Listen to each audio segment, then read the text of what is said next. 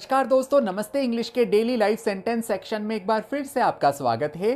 दोस्तों, हमेशा की तरह हम लोग डेली लाइफ वाक्य लेकर आए हैं और दोस्तों आज का हमारा टॉपिक है सर्दी यानी विंटर सीजन से रिलेटेड सेंटेंसेस। दोस्तों, इसके अलावा डेली लाइफ सेंटेंस सीरीज के सभी लेसन्स को देखने के लिए आज ही प्ले स्टोर से नमस्ते इंग्लिश ऐप डाउनलोड कीजिए और अनलिमिटेड अकाउंट को ज्वाइन कीजिए। वहां डिफरेंट लेवल के स्पोकन इंग्लिश रिलेटेड कोर्सेज हैं जो आपको इंग्लिश इंप्रूव करने में मदद करते हैं।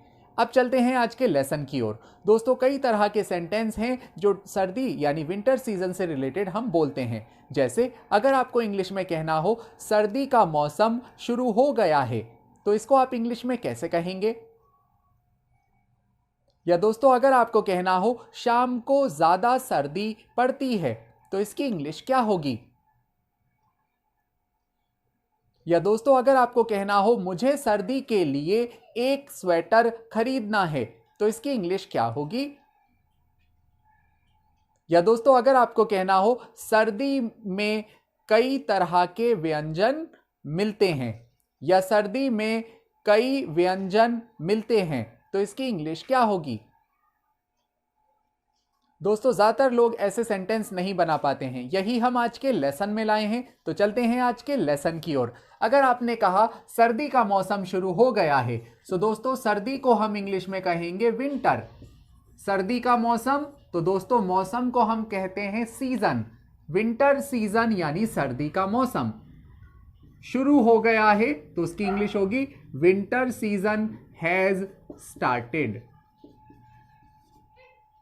अगर आपने कहा विंटर सीजन हैज स्टार्टेड यानी सर्दी का मौसम शुरू हो गया है, दोस्तों यहां सर्दी को हम विंटर कहेंगे।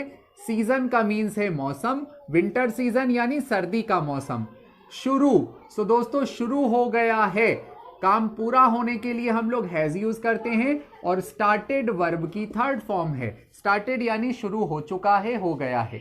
So winter season has started यानी सर्दी का मौसम शुरू हो गया है। ऐसे ही अगर आपको कहना है शाम को, दोस्तों शाम को हम इंग्लिश में कहेंगे इन इवनिंग। शाम को की इंग्लिश होगी इन इवनिंग। ज्यादा सर्दी पड़ती है, तो ज्यादा सर्दी पड़ती है को हम इंग्लिश में कहेंगे there is much cold. There is much cold in evening, या in evening there is much cold. यहां इन इवनिंग का मतलब है शाम को। देयर इज मच कोल्ड यानी ज्यादा सर्दी पड़ती है, ज्यादा सर्दी होती है। So there is much cold in evening या in evening there is much cold, दोनों सही है। ऐसे ही अगर आपने कहा मुझे सर्दी के लिए स्वेटर खरीदना है, तो आप कहेंगे I need to buy sweater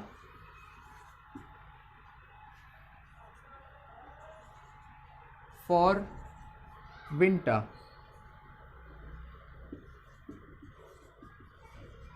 सर्दी के लिए मुझे स्वेटर खरीदना है, तो उसकी इंग्लिश होगी आई नीड टू बाय। दोस्तों नीड का मीन्स होता है जरूरत होना। आई नीड टू बाय यानी मुझे जरूरत है स्वेटर खरीदने की, तो आप कहेंगे I need to buy sweater for winter यानी मुझे सर्दी के लिए स्वेटर खरीदने की जरूरत है।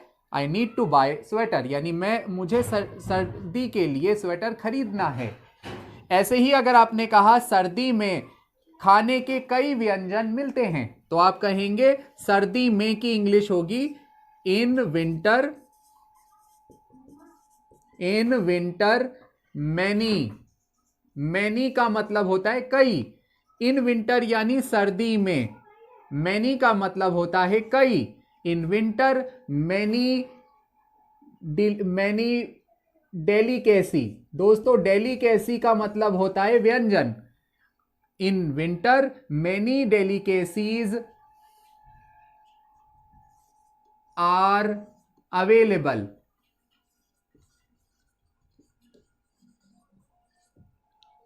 इन विंटर यानी सर्दी में, मैनी यानी कई, डेलिकेसीज यानी व्यंजन, आर अवेलेबल यानी मिलते हैं, अवेलेबल होते हैं, मिलते हैं।